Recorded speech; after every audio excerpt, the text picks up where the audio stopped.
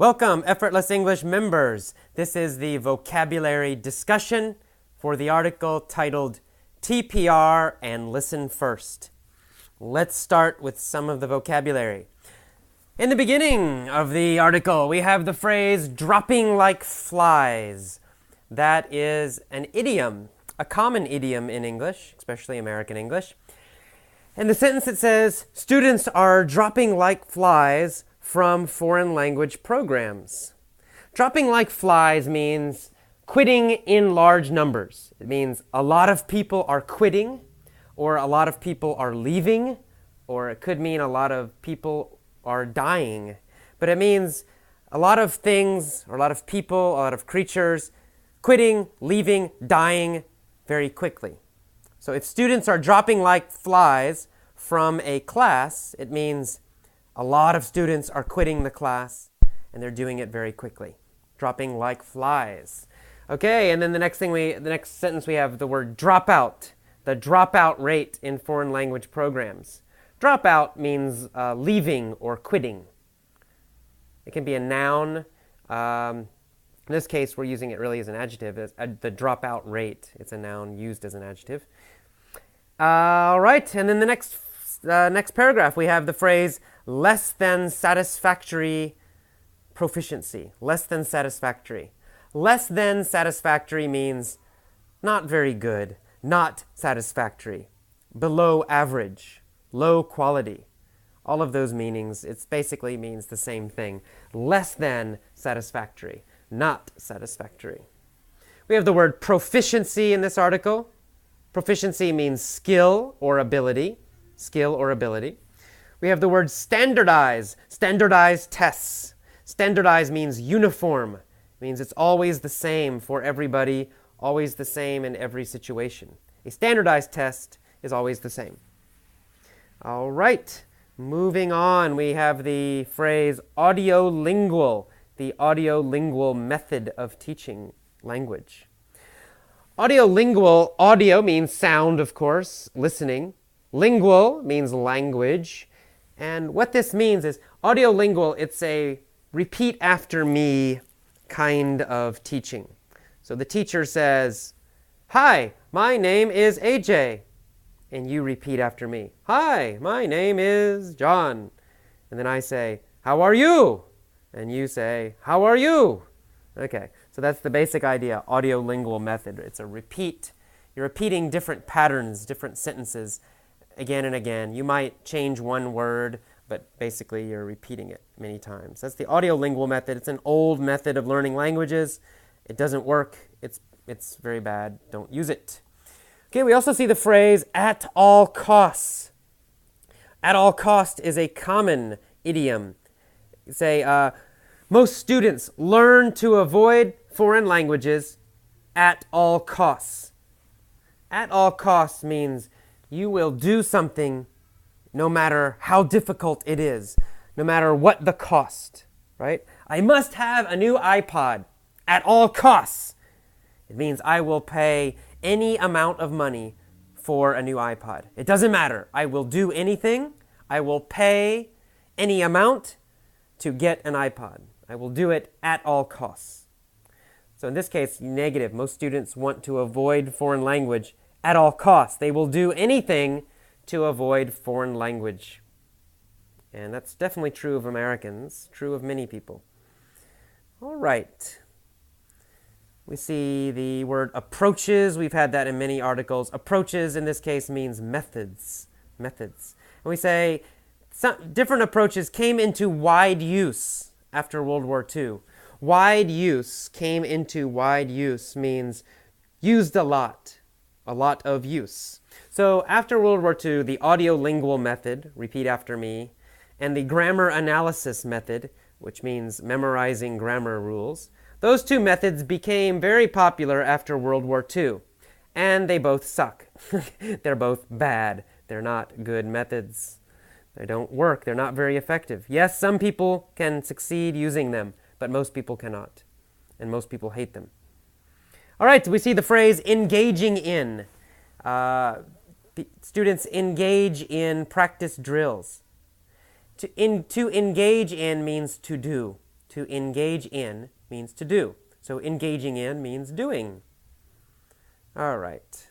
Pattern practice drills means repeating the same sentence many times. Repeating the same sentence pattern, right? A pattern is something that repeats. Okay, and a drill is some kind of practice that you do again and again and again. We see the word theoretically. Theoretically means in idea only or abstractly. It means it's not proven. It's not something you touch. It's not something that's necessarily real. It might be.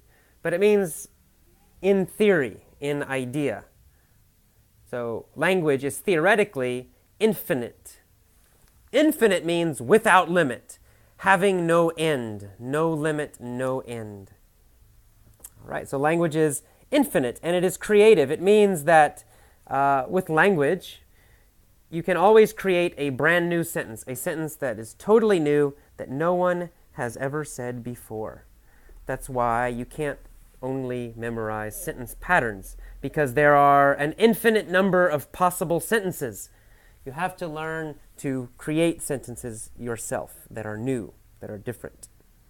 All right, we see the word approximates used as a verb here in the last paragraph of the first page. Now, approximate is an adjective, and you have to listen carefully. The pronunciation is different for the verb and the adjective. As an adjective, you say approximate. The approximate price is $5, right? Approximate means kind of, not exact. But if you use it as a verb, you say approximate, to approximate, right? You hear the A, it becomes a long A sound. To approximate. So approximate, the stress is different. Adjective, approximate. Verb, approximate. So TPR approximates natural language learning. And to approximate, the verb means get close to, or imitate, or copy. Not exactly, you don't copy exactly, but almost exactly, very close. So TPR, this method of teaching language, this method of learning language, approximates native language learning. It gets close to how you learn your native language. It gets close to natural language learning. It approximates language learning.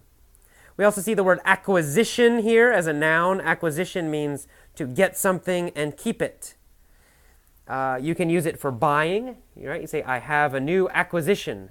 It means I bought something new. But we also use it in language to mean learning. It means I want good English acquisition. I want good English learning. The last sentence of the first page, we see the word receptive.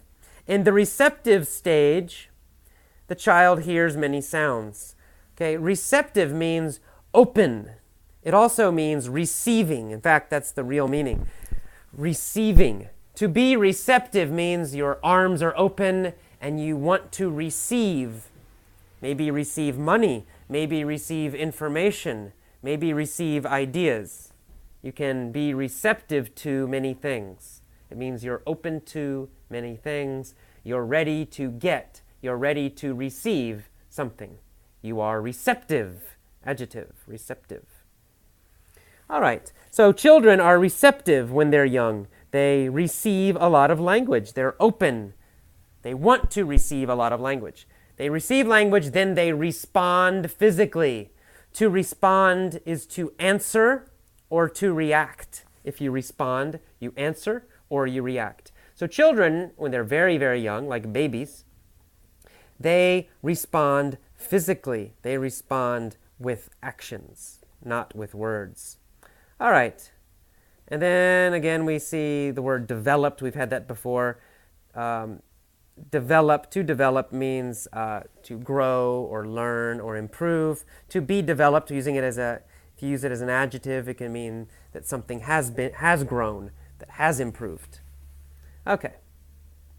We see the word delayed. Delayed means stopped or inhibited. TPR delays speech and writing. They wait for speech and writing. They stop it and they focus on listening first. Okay, then we see internalize used as a verb, to internalize something. To internalize something means to learn it deeply, to learn it subconsciously, to learn it instinctively. So you can learn something, but maybe it's not deep. But if you learn something and you always remember it, and it's very emotional, very deep, you never forget, you don't need to think about it, we say you internalize it, right? It becomes part of your inside. It comes from internal, which means inside. So to internalize means to learn something or to believe something very, very, very deeply. All right, we see the word oral in this paragraph. Oral, of course, means related to the mouth or related to speaking. So oral practice means practicing speaking. Okay? We see the word comprehension in the same paragraph. Comprehension means understanding, right? You want your listening comprehension to be very good before you worry about speaking. So comprehension, understanding must be first. You first must understand. All right, and then getting near the end, we see the word supplement on the second to last paragraph. Reading is an ideal supplement to listening. Reading is a perfect supplement to listening. Supplement is an addition, something that is extra. An extra, in this case, an extra activity. So reading is an extra activity to listening. Listening is the main activity, the number one activity, and reading is something a little extra. And then finally, in the last paragraph, we see the word extensive. Extensive means a lot or a large quantity of or a big range of. That's extensive. We've had that word before. And then finally, we have an idiom. Go back to square one. If you are already an advanced learner or intermediate, but your listening skills are weak, it is best to go back to square one and focus on listening for 6 months or more. To go back to square one means go back to the beginning or return to the first step. Go back to the first step. So maybe you have a project, you're doing something, you're working a long time, but it's not successful. It fails. Maybe someone tells you, you need to go back to square one. It means you must begin again. Go back to the beginning, start again. Start from the beginning. Okay, so that's what go back to square one means. Return to the beginning, start again. Go back to square one. Okay, that is all of the vocabulary explanation for this article. Next, listen to the mini story lessons, and you'll learn how to use this vocabulary more correctly, more easily. Okay, bye-bye.